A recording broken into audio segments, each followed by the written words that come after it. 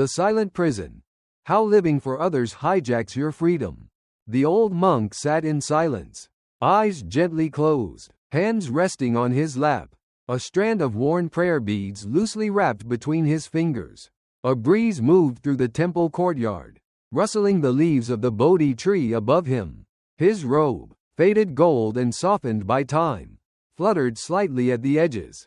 He had not spoken a word all morning, and yet, his presence spoke volumes. His name was Master Renan, a name that, in the ancient tongue, meant, the sun that does not beg for the sky to shine. To the villagers who lived below the misty hills, he was simply, the kind one. They knew him as a gentle figure who listened more than he spoke, who walked barefoot even in winter, and who, despite his age, radiated a strange kind of youthful peace. But few knew the story that brought him here. Even fewer could imagine the prison he had once lived in. Not a prison made of bars and concrete, but a far crueler one.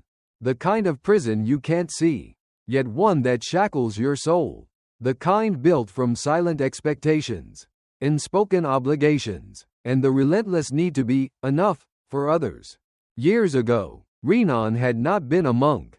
He had been someone else entirely, a scholar, a son, a husband, a father, a community leader. He was praised, respected, admired. People bowed when he entered a room. He had lived a life that, from the outside, appeared full, but the truth?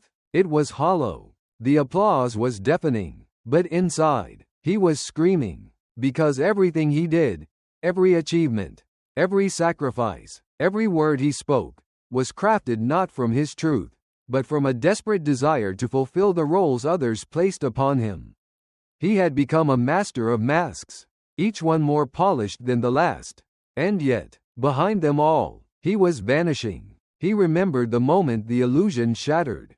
It was not a grand event, no catastrophe, no betrayal. It was a whisper. One night, after yet another ceremony honoring his work, another speech where he had said all the right things and smiled the practiced smile, he returned home and found himself unable to breathe. Not from illness, from suffocation. The walls of his house, decorated with plaques and honors, felt like they were closing in. He stepped outside, barefoot, walking into the forest behind his home. The stars blinked above him. The moonlight lit the path forward. And for the first time in decades, he said something aloud, not to his family, not to his peers, but to himself. I don't know who I am anymore. It was terrifying, but it was also the beginning. The silent prison he had been locked in for so long had no guard, no gatekeeper, no lock, just one door, and it had always been open. He had just never dared to walk through it. That night, Renan disappeared. The next morning, the village woke to confusion. His home stood empty, his roles undone, his name whispered in worry. But Renan? He had walked deeper into the forest, deeper into himself, and eventually, he arrived at the foot of the mountain, where the old monastery waited, silent, forgotten, and wild. Over the years, he rebuilt it, not just the walls and the roof, but his soul, slowly, patiently, day by day, brick by brick. The villagers thought he had gone mad. They didn't understand. Why would a man give up everything? The truth was simpler than they could accept. He had given up nothing. He had reclaimed himself. That was years ago. Now, every morning, pilgrims climb the stone steps to meet him. They bring questions, wounds, weariness, and he offers them not answers, but presence, not solutions, but stories, because Renan knows that the greatest chains are the ones we don't see, and the hardest prison to escape is the life we live for everyone but ourselves. He often begins with a question, the same one he once asked himself. Whose voice do you hear when you make your choices? Is it your parents' voice? A boss's expectations? Society's drumbeat of achievement? The echoes of your past mistakes? Your fears? Or is it your own? Most people fall silent when he asks, because they realize they've been living someone else's dream, walking someone else's path, dancing to a song they never chose. And somewhere along the way, they stopped asking what they truly wanted. Renan tells them the story of the invisible script. It begins at birth. You are handed a role, good child. You learn quickly that love often feels conditional. Be quiet. Be polite. Be what we expect. You grow, and the roles multiply: student, partner, worker, parent, each with unspoken rules, each with rewards for obedience. Say the right things, wear the right clothes, achieve the right goals, smile, nod, belong. But no one ever teaches you how to ask, do these roles fit my soul? By the time most people reach adulthood, they've accumulated layer upon layer of masks. And the more masks they wear, the more applause they receive. But the applause doesn't reach their heart.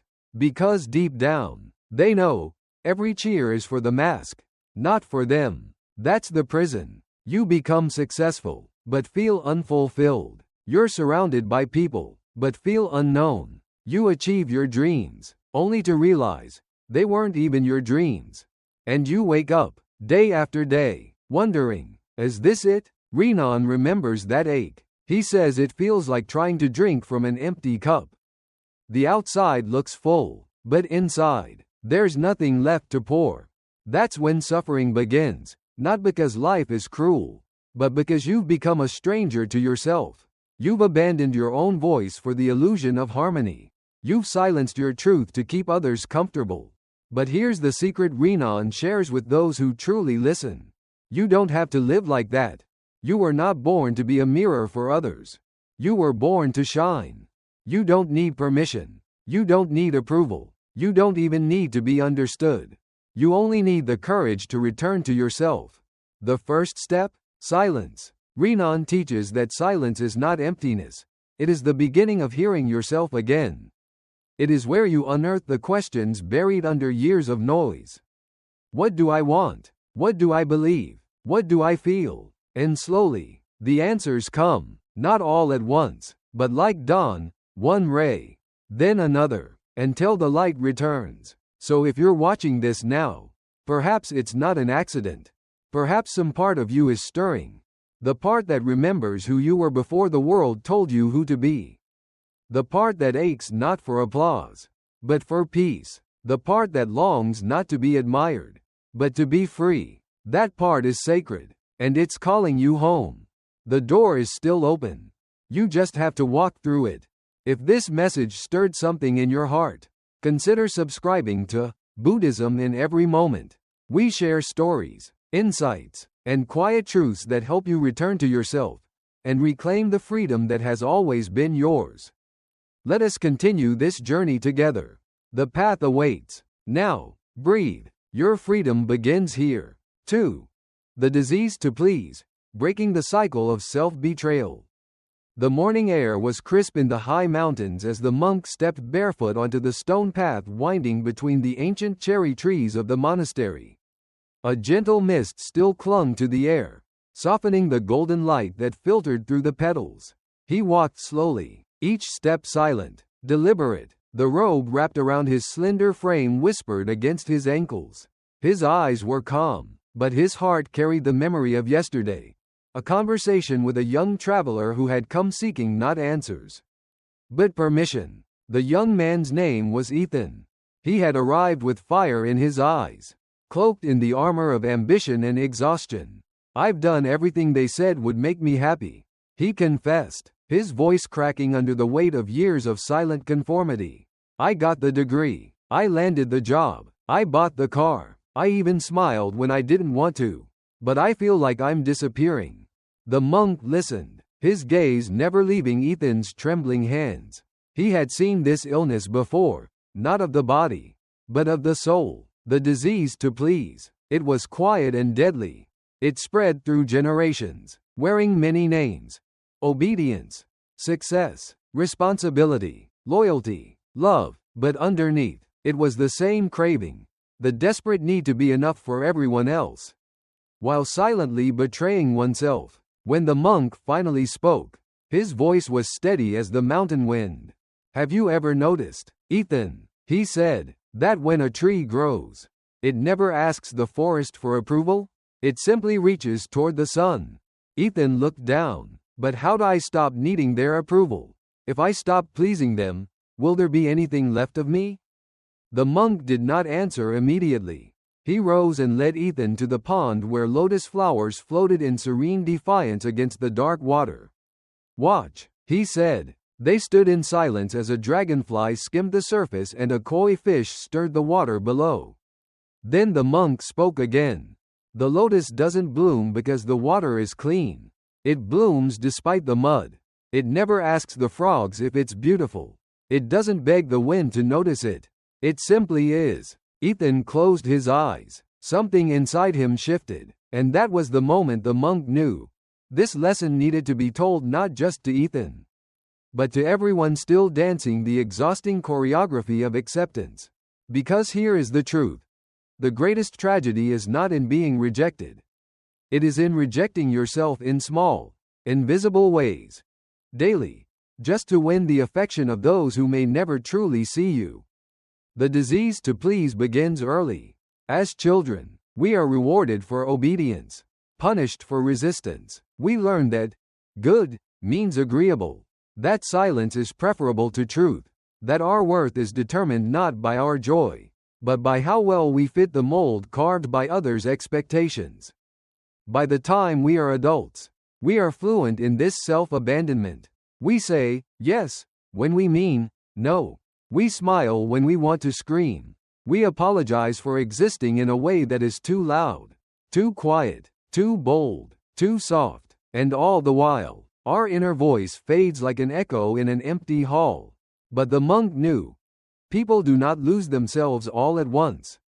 They vanish in pieces, a dream silenced here, a truth unspoken there, a boundary crossed, a longing buried, a life half-lived. And yet, the most dangerous part of this disease is how noble it appears.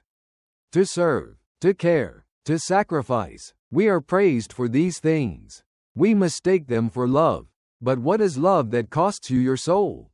Self-betrayal, the monk once told Ethan, is a slow poison. It tastes sweet at first, like approval, like applause, but with time, it hollows you out from within. Ethan had asked him then, so how do I stop? I don't want to hurt them. I don't want to be selfish. And the monk had smiled gently. To stop betraying yourself is not selfish. It is sacred. He explained that true compassion begins within. You cannot pour from an empty cup. You cannot love authentically while bleeding silently. You cannot be whole for others if you are fractured inside. So many people live on autopilot, running themselves ragged to meet standards they never chose, wearing masks they no longer recognize. But Buddhism teaches us this. The way out is not through rebellion, but through remembrance. Remember who you were before the world told you who to be. The monk had once wandered as a young man too, long before he wore saffron robes or spoke in quiet metaphors. He had been a son, a student, a worker. He had tried so hard to be all the things others expected. But one morning, after years of fatigue and smiles that no longer reached his eyes, he awoke with a startling realization. He did not know the sound of his own soul. That realization didn't come with fireworks or drama. It came quietly, like a whisper that refused to be silenced. That day, he walked out of the life he had built for others and into the unknown, into himself. It was the hardest thing he ever did, and the most honest. To break the cycle of self-betrayal is not to become cold or cruel. It is to become real. It is learning to say no without guilt, and yes without resentment. It is choosing rest over reputation, peace over performance, truth over harmony. It is allowing yourself to disappoint others rather than abandon yourself. Ethan's journey wasn't instant. There were days he still sought approval, moments he questioned his right to be free. But little by little, with the monk's guidance, he began to listen to the quiet ache in his chest, to the spark of forgotten dreams, to the voice that said, "You were never meant to be a mirror. You were meant to be a flame." He started small. He declined invitations that drained him. He wrote in a journal without worrying if the words sounded wise. He laughed louder, walked slower, slept deeper, and when the guilt came, and it did, the monk reminded him, "This guilt is not truth. It is a ghost of your old training. Let it pass. Keep going." And Ethan did. So must you. Because this is not a story about Ethan. It is a mirror for you. Ask yourself, where are you still performing? Where do you abandon yourself daily? Just to earn a nod of approval? What have you silenced that needs to be heard? What have you buried that is still alive? You are not here to live as someone's ideal. You are here to be whole. You are here to be true. You are here to be free. And that freedom will cost you something. It will cost you your masks. It will cost you your performance. It will cost you the illusion that pleasing others is the path to peace. But what you gain is priceless. A life that feels like home. And just like that, the monk rose again the next morning. Mist covered the hills. Birds called out from the trees. He looked out over the path, knowing another seeker would soon arrive, carrying a question they couldn't quite name. And he would be there, waiting, not with answers, but with space. And one by one, like Ethan, they would remember who they were. They would return to themselves. And so, as the candle of this chapter fades, the question rises, what would your life become if you stopped apologizing for existing? What might unfold if you walked through the fire of discomfort and claimed your truth fully, without permission? Hold on to that question, because in the next chapter, we will go deeper into the shadows of self-worth and the radiant light waiting on the other side of fear. Come with me, let's step into the truth. You don't need permission to shine. 3. You don't need permission to shine. The storm came at midnight. Winds howled like ghosts across the ancient tiles of the monastery roof. Trees bent under the weight of rain. Lightning flickered like a restless heartbeat across the sky. But within the stone walls of the prayer hall, there was only stillness. A single candle burned on the altar, casting a gentle glow across the worn face of the monk, who sat in silence, his hands gently wrapped around his prayer beads. Ethan sat across from him, wrapped in a wool blanket, staring at the flickering flame. His face was tight with emotion, his eyes tired from a restless day. He had come to the temple seeking peace, but instead, he found something more disorienting, himself. "I feel like I've been hiding my whole life," Ethan whispered, his voice barely audible above the rain. "Afraid to be too much. Afraid to be too bright. Afraid that if I shine, someone will try to put me out." The monk nodded slowly. "And so you dimmed yourself?" Ethan looked away. "I became what they needed me to be, not what I truly was. I lowered my voice. I held back my opinions. I buried my talents. I told myself it was humility, but now it feels like fear." The monk turned his gaze to the candle. Its flame, though small, danced confidently against the darkness. "Do you think the candle asks the night for permission to burn?" Ethan shook his head. "No," the monk continued. "It simply burns, because that is its nature." Silence hung between them. Then, the monk spoke again, slower this time. "There is a sacred truth many people never hear in their lifetime. You don't need permission to be who you are. You never did. You don't need the world to approve your light before you shine." The wind howled louder. Ethan listened. "In this world," the monk continued, "we are taught from a young age that being small is safe. That not drawing attention protects us from judgment. That we must wait until someone else tells us we are ready, or worthy, or good enough. And so we become skilled at waiting, for a promotion, for validation, for applause, for some mythical sign that says, now you may live as yourself." "But it never comes," Ethan murmured. "No," the monk said. "It does not, because the world will never hand you the key to your own freedom. It will offer you chains disguised as praise, and cages built from approval." He leaned closer now, his voice softer but stronger. "You are not here to decorate someone else's expectations. You are here to blaze like the morning sun." A sudden crack of thunder echoed through the hall. as if the sky itself was affirming the monk's words. Ethan exhaled a deep, aching breath. He had been waiting for permission his whole life, from teachers, from family, from bosses, from strangers, even from people who never asked for that role. But now, sitting in this quiet storm with an old monk and a burning candle, he realized something revolutionary. The permission he had been waiting for was already within him. The monk stood slowly and motioned for Ethan to follow. They stepped out into the storm, robes soaked instantly, but neither of them flinched. The rain was cold but cleansing, the wind loud but honest. They walked silently to the cliffside at the edge of the monastery grounds. From there, the valley stretched out like a dream, dark, vast, and alive. The monk pointed to the horizon where the storm clouds parted just slightly and a single star glimmered in the sky. "You see that star?" he said. "It shines whether you see it or not. It doesn't wait for you to look up. It simply shines because that is its truth." Ethan stood in awe, the rain washing away something heavy inside him.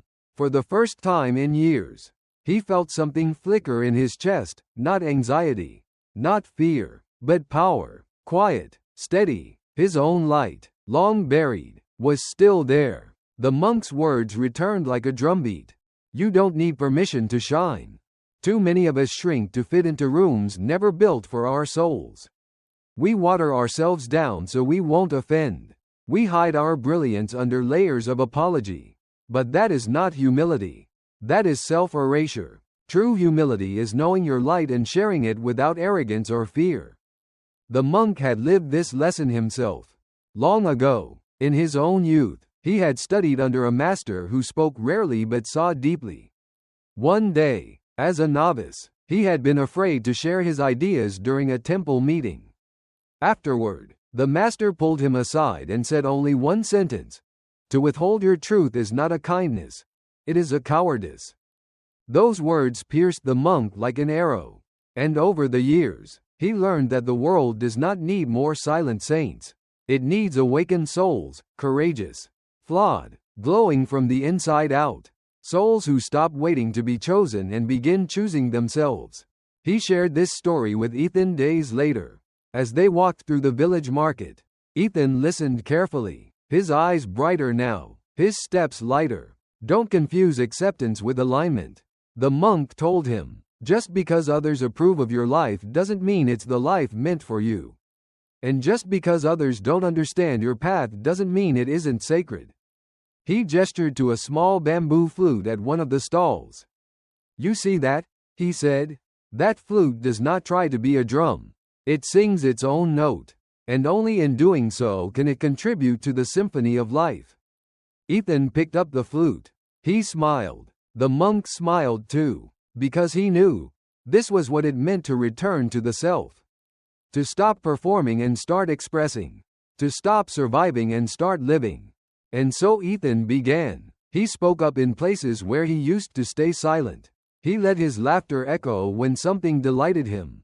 He pursued an old passion, painting, and hung his work in the village square. Even though his hands trembled at first, some didn't understand him, some even judged him. But others were inspired. Because light invites light. When you give yourself permission to shine, you give others permission to do the same. It creates a chain of courage. And the world needs more courage. More people choosing their own light over borrowed shadows. One evening, Ethan returned to the cliff where he had once stood in the storm.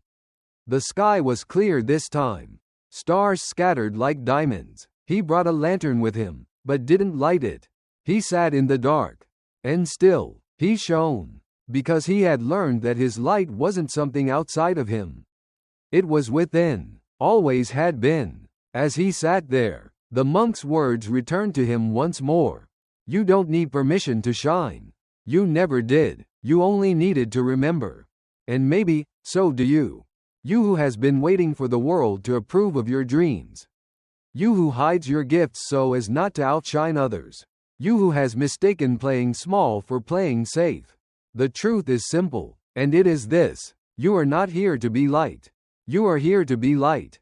And in the next part of our story, we will go even deeper into the quiet war between validation and worth, and how to reclaim the only approval that truly matters, your own. Come, the path is calling. 4. Rooted like a mountain, finding inner approval. The mist that morning hung low over the valley, curling through the bamboo groves like quiet questions unsaid. Master Anzu rose early, as he always did, long before the birds stirred. His ochre robes whispered as he moved through the monastery grounds. Beads clutched gently in his right hand. He had been awake since the moon was high, sleep broken by the dreams again. Silent visions of his younger self wandering through cities of faces that never truly saw him. He stepped beyond the old wooden gate and followed the path toward the waterfall nestled between the cliffs. A place he often visited in search of clarity. The stones beneath his feet were slick, worn smooth by centuries of footsteps, perhaps from pilgrims just like him, souls searching not for fame, not for fortune, but for something far rarer, peace. He reached the ledge and sat.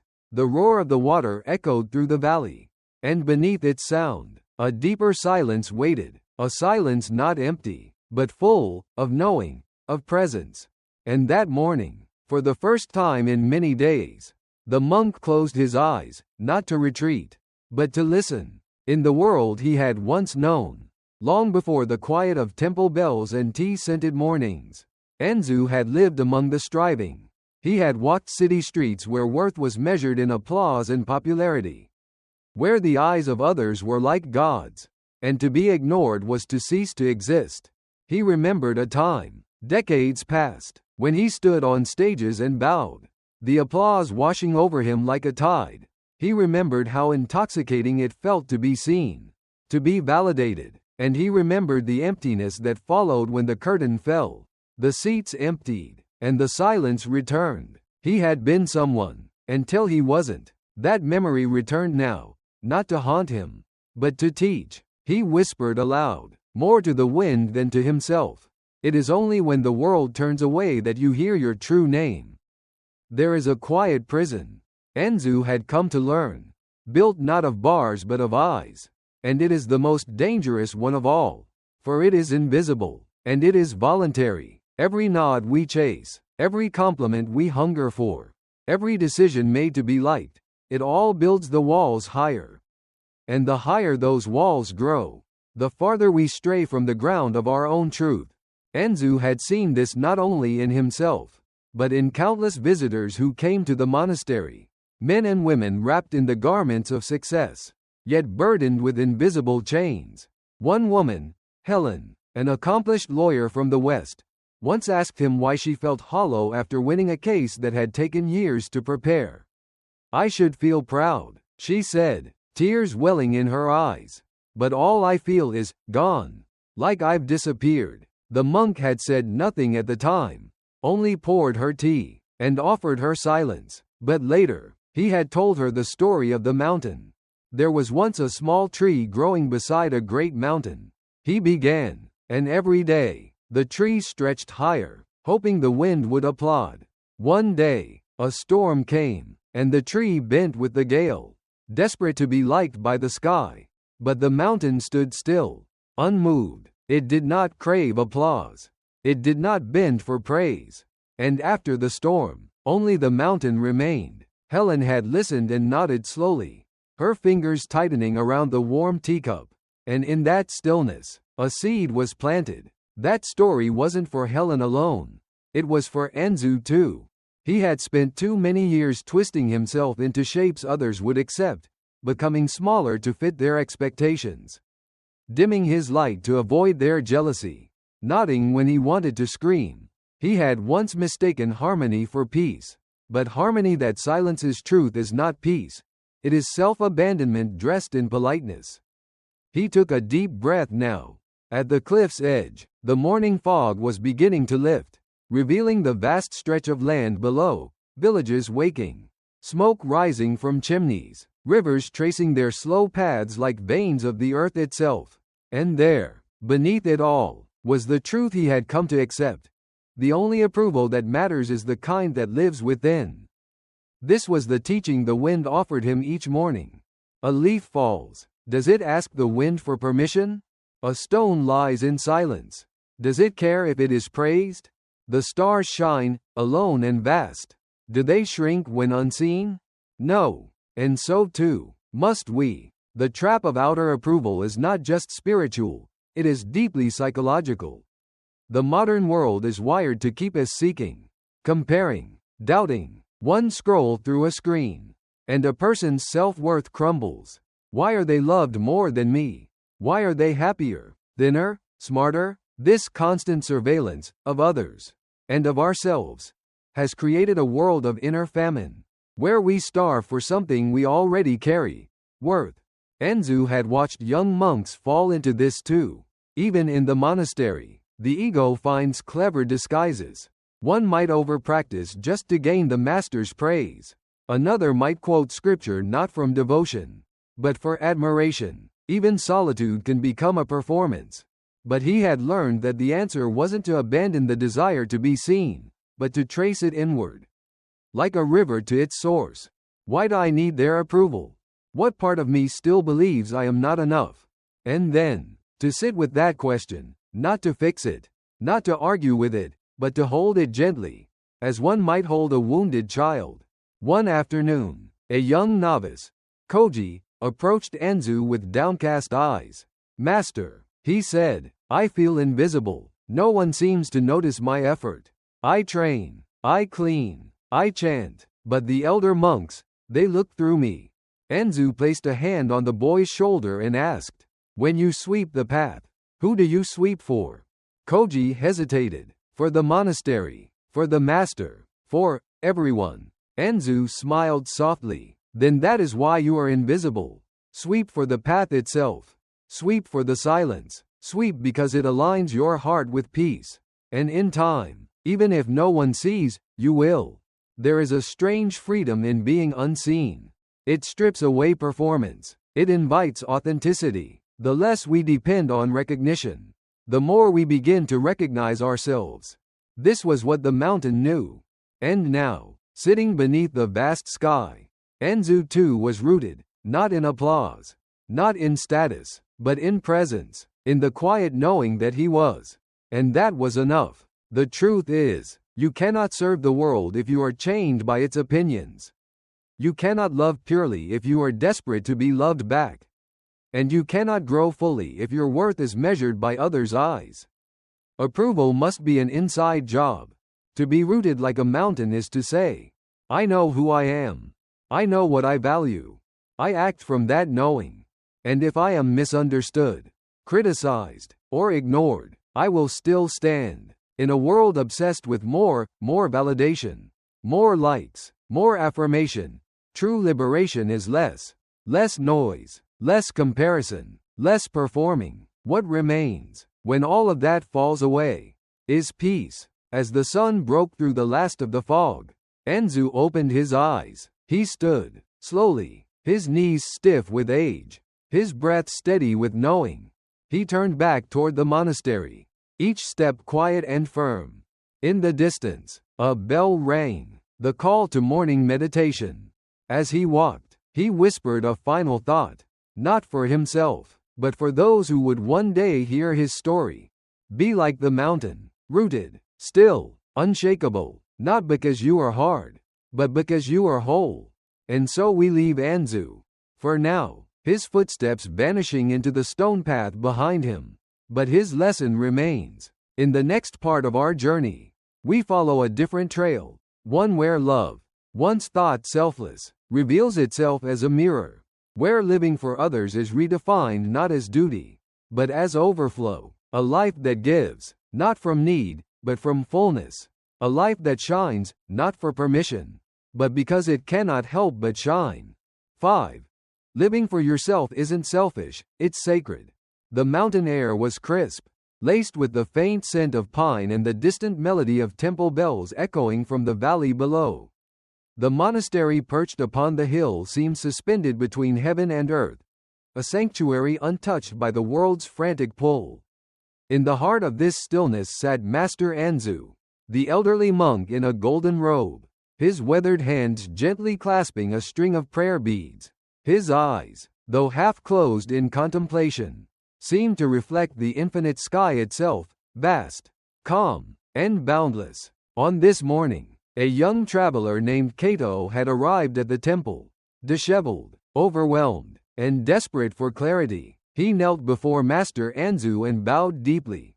"Master," he said with a trembling voice, "I feel selfish for wanting to live my own life. Everyone tells me I must sacrifice for others, my parents, my partner, my community, and yet, I feel like I am suffocating." Master Anzu looked at him with no judgment, only compassion. "My child," the monk replied, his voice as soft as the breeze rustling the bamboo leaves. "They have taught you to be useful, but they forgot to teach you how to be free." Kato's eyes filled with tears. "I thought devotion meant surrendering who I am to others."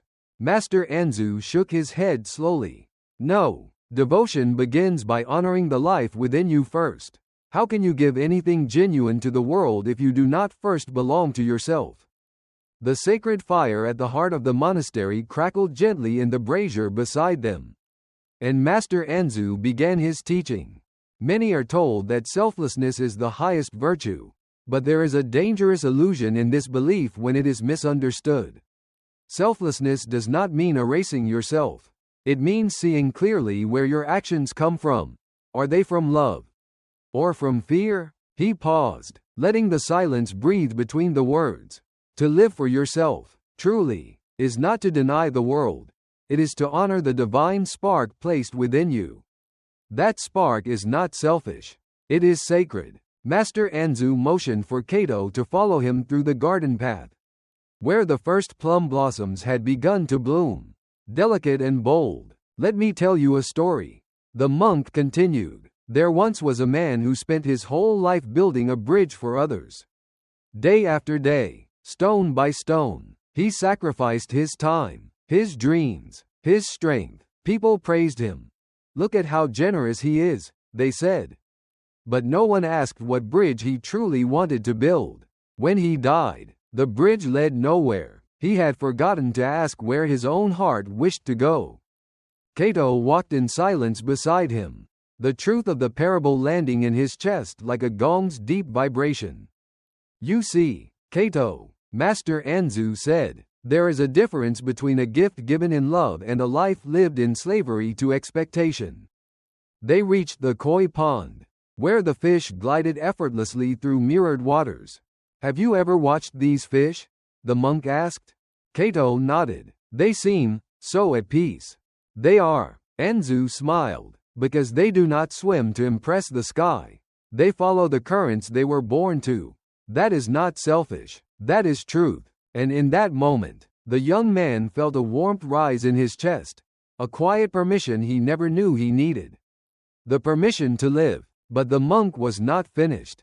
He led Kato deeper into the inner sanctum, a quiet room lined with scrolls and candles. There, he unrolled an ancient parchment with a single line of calligraphy. "When you light your own lamp, you light the path for others." "Do you understand?" Anzu asked. "I think I'm beginning to," Kato replied. "To abandon yourself is the real betrayal," the monk said. "When you honor your truth, when you care for your own spirit, you become like a sun, shining warmth on all who walk near you. But a man who dims his light for others leads no one. He only adds to the darkness."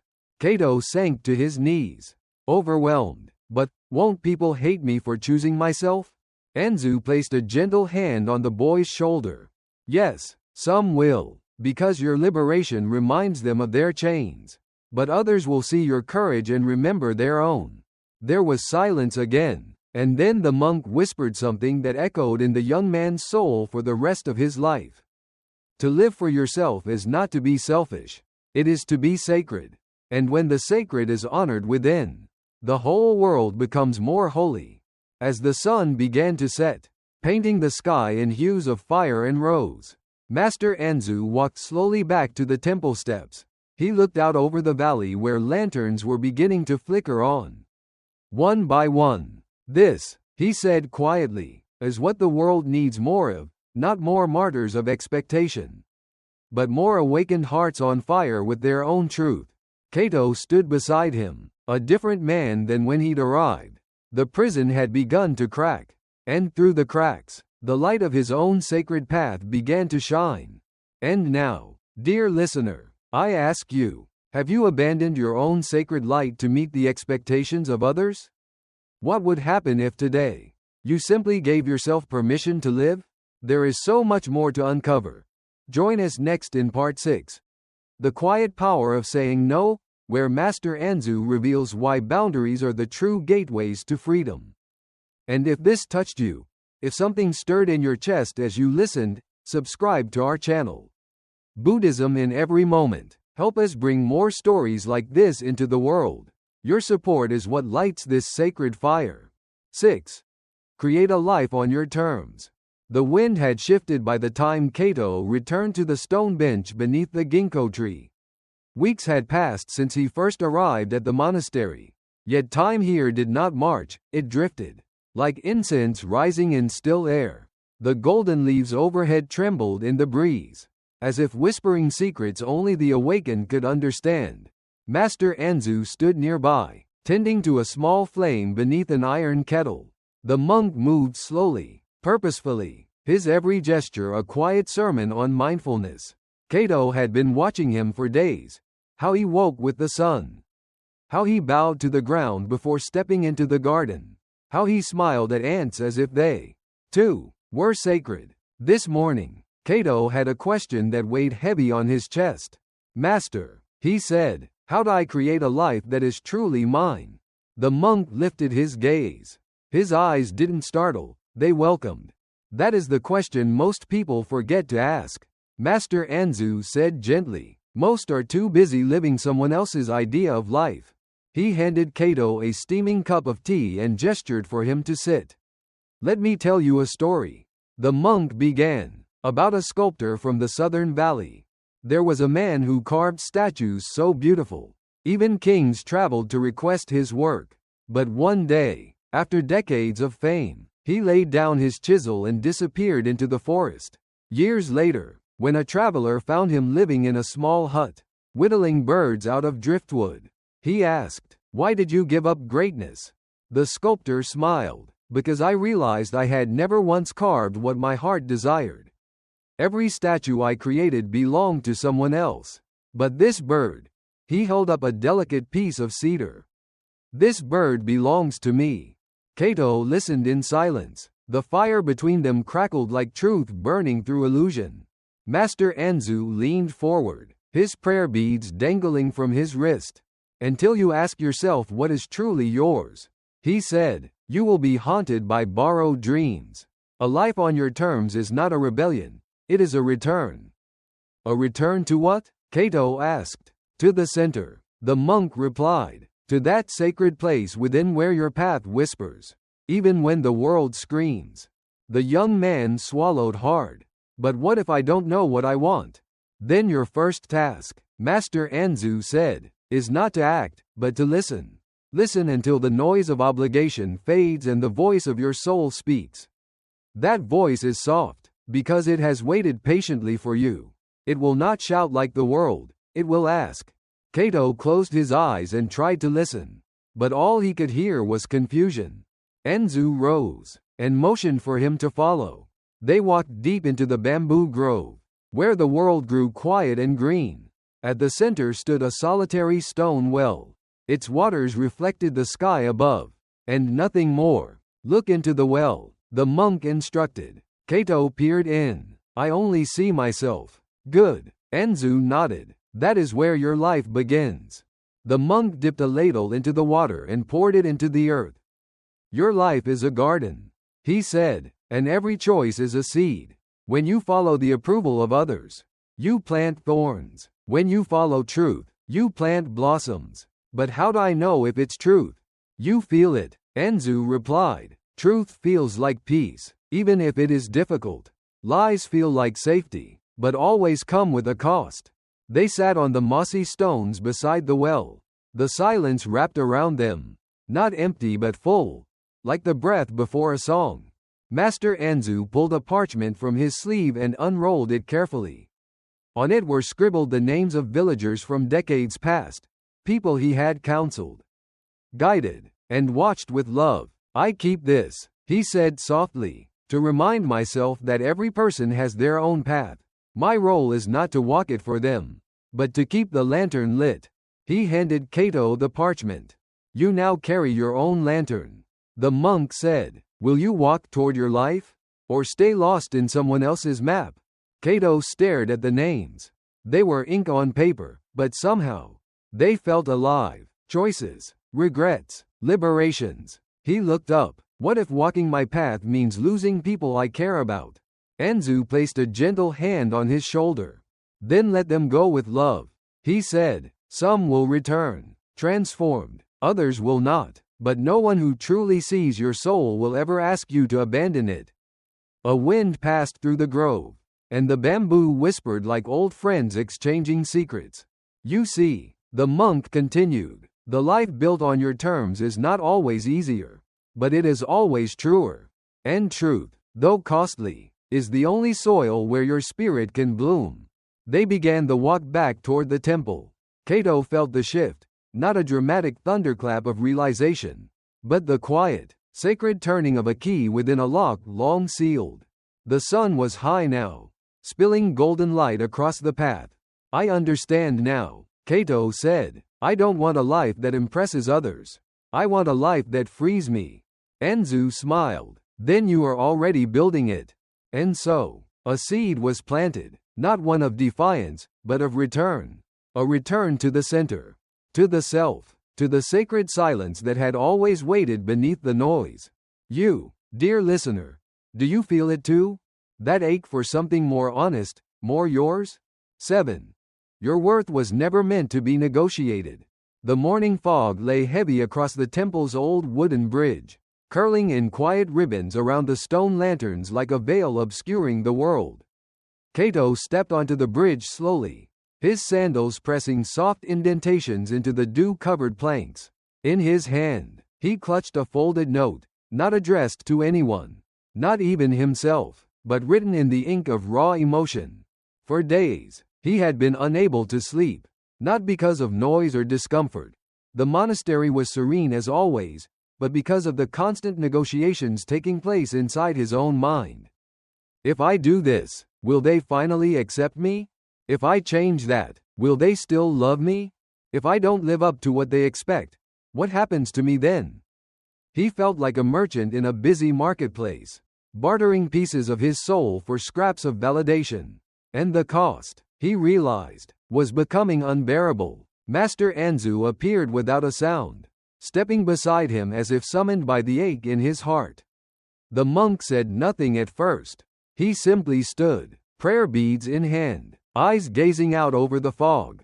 After a long pause, he said softly, there is a story I once heard, not from a sutra, but from an old man who had lived a life of deep wounds and slow healing. There was once a jade merchant who possessed a gem of immeasurable worth, one unlike any other in the world. People traveled from all corners of the land to make him offers. Some brought gold, others silver, some brought kingdoms in promises. And though their words were sweet, the merchant saw greed in their eyes. He refused every offer. One day, a stranger came. She carried nothing. When she saw the gem, she smiled and simply said, "That is beautiful." Then she turned to leave. The merchant called out to her, "Aren't you going to make an offer?" She shook her head gently. Some things are not meant to be bought. They are meant to be seen. And with that, she disappeared into the crowd. Anzu turned to Cato. "You are the gem, my child, but you've been believing the lie that you must be sold to be seen." Cato's throat tightened. "But why do I feel like I'm not enough unless someone else tells me I am?" "Because," the monk said, his voice like the hush of water over stone, "you've been taught to look outward for your worth, and what is offered from the outside can always be taken away." They began walking the path that curved behind the temple, through a corridor of flowering plum trees. The blossoms were beginning to fall, soft and weightless like forgotten dreams. "In this world," Anzu continued, "people will try to price you, with labels, with titles, with praise and blame. But what is sacred cannot be priced. What is eternal cannot be negotiated. Cato stopped beneath one of the trees and looked up. The falling petals reminded him of applause, momentary, fading as quickly as it came. I've lived my entire life trying to be the person others needed me to be. He whispered. I thought that made me worthy. Anzu placed a hand over his heart. True worth is not built on performance. It is revealed in presence. You are not valuable because of what you do. You are valuable because of what you are, a unique expression of life itself. He let the silence hang there, long enough for it to sink in. Then, almost as an afterthought, he added, and Cato, even the sun never apologizes for shining. The words struck Cato deep. He thought of every moment he had shrunk himself to fit into someone else's mold. Every time he had hidden his truth behind a polished smile. Every choice he had made not from desire but from fear of rejection. They walked until they reached a small, moss-covered bench beside a koi pond. The fish swam in lazy circles, unhurried, unconcerned with how they were perceived. Let me ask you, said Master Anzu, when a flower blooms in the forest, does it wait for someone to applaud before opening? Cato shook his head. No, the monk said. It blooms because it is time. He pulled out a piece of parchment from his robe, blank, clean, pure. I want you to write something, he said, handing it to Cato. Not for anyone else, not for the world, just for your soul. Cato hesitated, then took the parchment and wrote, I am no longer available for negotiation. My worth is not a transaction. It is a truth. He looked up, breathless. Something inside him had cracked open. Anzu smiled, eyes twinkling. Then you have begun. As they sat by the pond, a butterfly landed on Cato's knee. He didn't move. He simply watched it, the way one watches a miracle. He realized in that moment, the miracle wasn't that the butterfly came. The miracle was that it came when he finally stopped chasing it.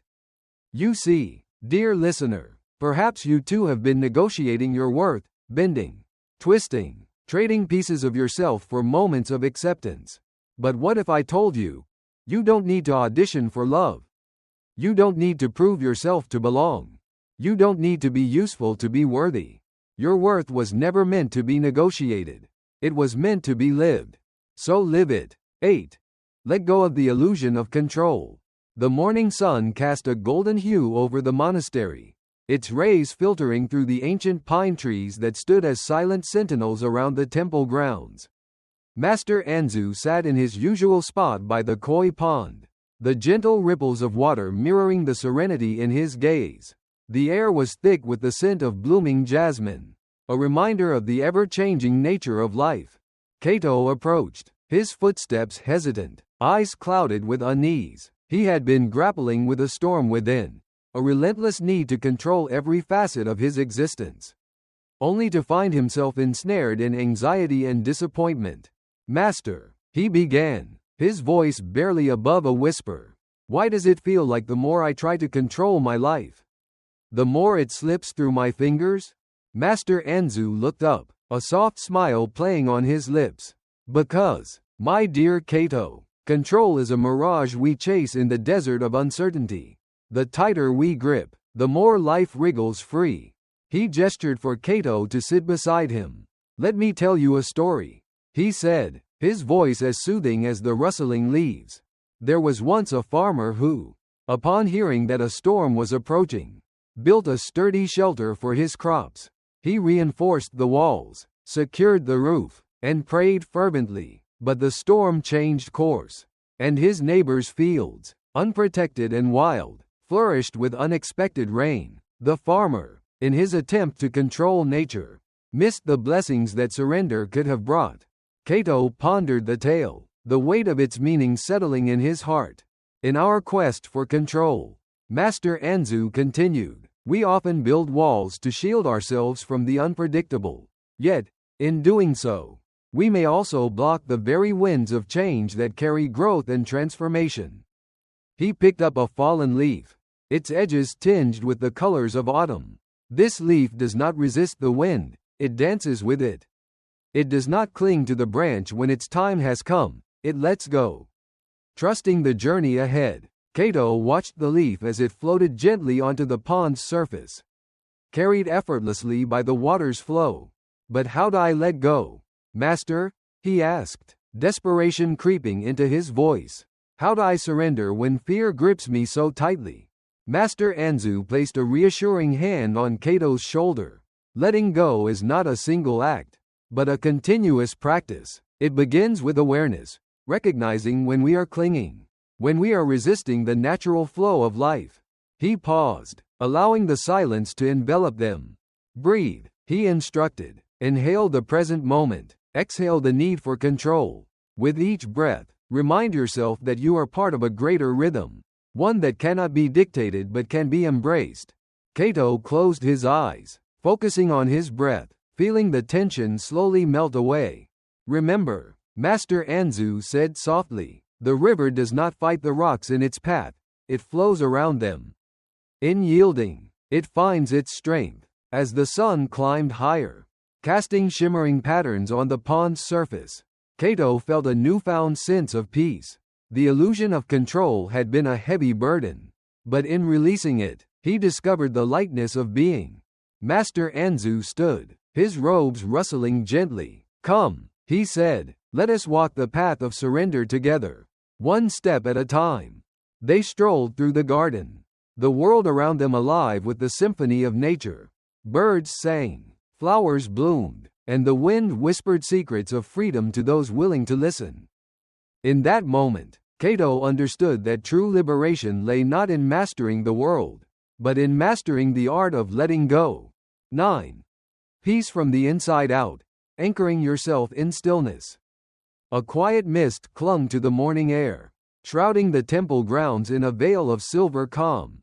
Dew kissed the tips of the blades of grass, and the distant echo of a temple bell rang like a call back to the present moment.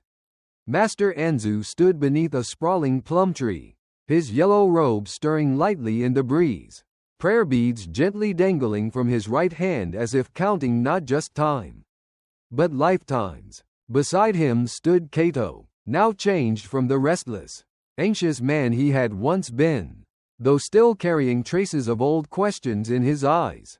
His breath was steadier, his shoulders less burdened, but this morning, a deeper silence filled the space between them, not the silence of absence, but the silence of presence. Master, Kato said finally, I've learned to let go. I've learned to walk away from what no longer serves me. But even now, the world still pulls at me, news, worries, voices, responsibilities. Where do I go to find peace when I'm not here in this temple? Master Anzu didn't answer immediately. Instead, he sat slowly on a flat stone by the lotus pond and gestured for Kato to join him. The water was still, a perfect mirror reflecting the vast blue sky above and the cloud that drifted like a whispered thought. True peace, he began, is not a place you visit. It is a place you anchor into. If you rely on your surroundings to be calm, your inner world will always be hostage to chaos. He let the words settle. There's a stillness that lives inside you, Kato. Most people spend their lives searching for peace outside, through achievement, approval, or distraction. But that's like trying to still a pond by stirring it. The more you reach outward, the more turbulent your mind becomes. Kato nodded slowly. But how'd I find this stillness in the noise of everyday life? Master Anzu smiled gently. Let me tell you the story of a bell that sang without being struck. Kato leaned in. There was once a monastery perched high in the mountains where a great bell stood in the center. Pilgrims from across the land came to strike the bell and hear its deep, resonant song. But one day, a great storm shattered the bell. The monks mourned. Without its sound, they feared their prayers could not reach the heavens. But there was a young novice who would sit beside the broken bell each dawn and meditate in silence. One morning, as the wind passed through the remnants of the bell's frame, a faint but beautiful hum emerged. The wind had found the resonance hidden within the silence itself. Master Anzu turned to Kato. You see, silence is not emptiness. Stillness is not absence. Within it lies music, wisdom, and clarity, but you must be quiet enough to hear it. The two sat in silence for a while. A bird fluttered by. Somewhere in the distance, a bamboo chime sang gently in the wind.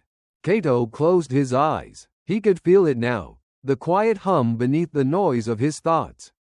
Like the vibration of the earth itself. He realized he didn't need the world to slow down. He needed to stop letting it dictate the rhythm of his breath. Peace, Master Anzu continued, is the alignment between your breath, your awareness, and the moment in front of you.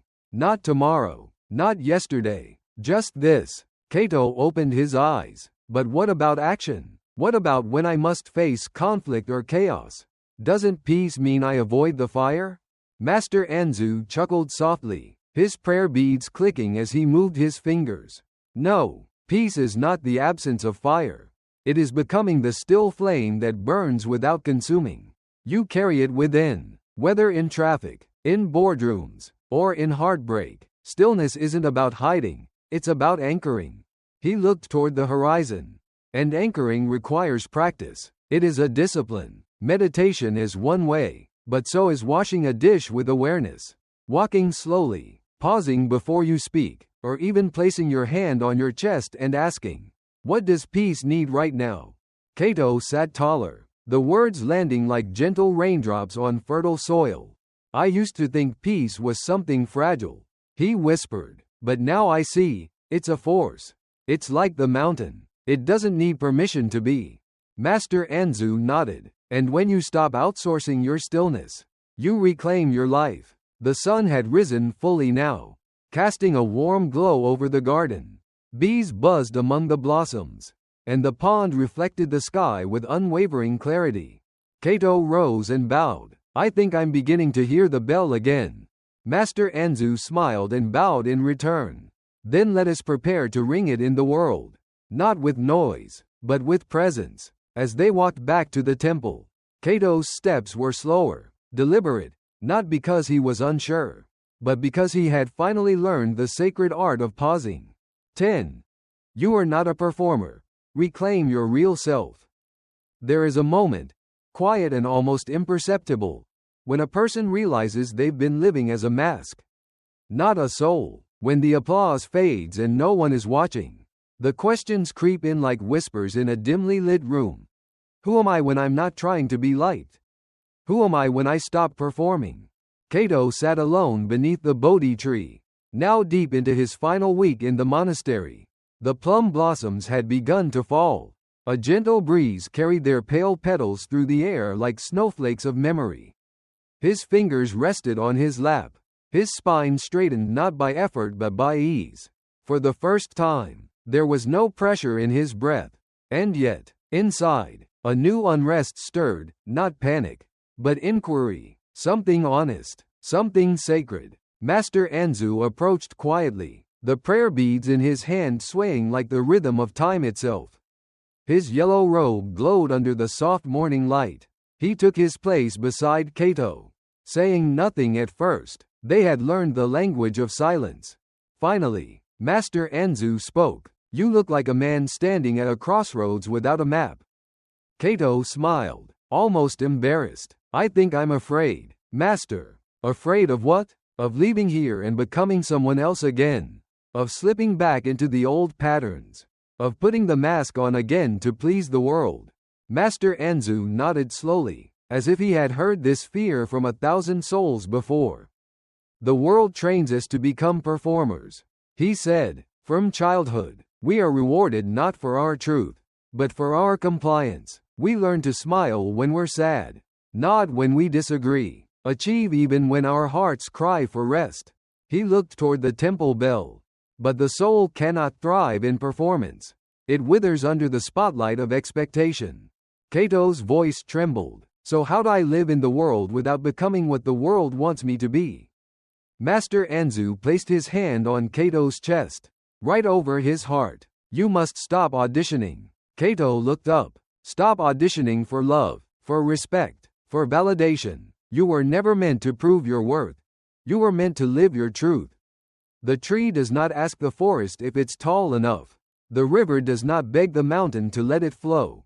They simply are. Master Anzu closed his eyes for a moment, breathing deeply. There's a self in you, Kato, that was never touched by judgment, never shaped by applause. It existed before praise and will endure beyond criticism. That self is your true home. Kato's eyes welled with tears, not from sorrow, but from a kind of spiritual homesickness.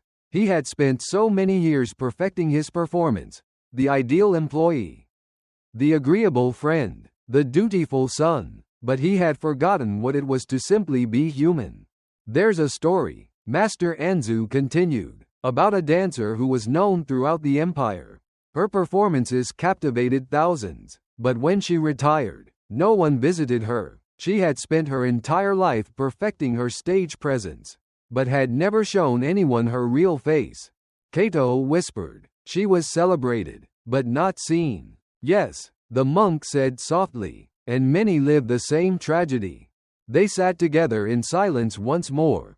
A single lotus blossom drifted across the surface of the pond.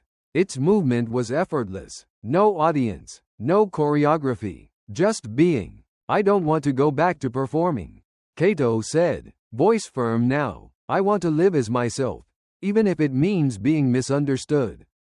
Master Anzu smiled, and this time, his eyes crinkled like the folds of ancient scrolls.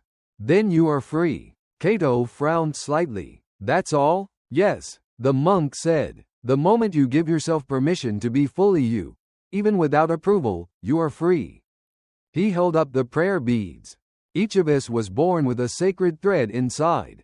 But the world wraps us in costumes, masks, and scripts. We forget the thread exists. But when we sit in stillness, when we listen inwardly, we begin to feel it again. That thread is truth, and it will always lead you home. The wind picked up slightly. Kato looked out across the mountain range. What once looked imposing now seemed welcoming. He understood now. The real journey was not one of distance but of depth. As they stood, Master Anzu said one final thing. Walk into the world not as an actor, but as a mirror. Let your presence reflect truth, your silence invite peace, and your actions flow from who you are, not who you think you should be. Kato bowed, but it wasn't the bow of a student to a master.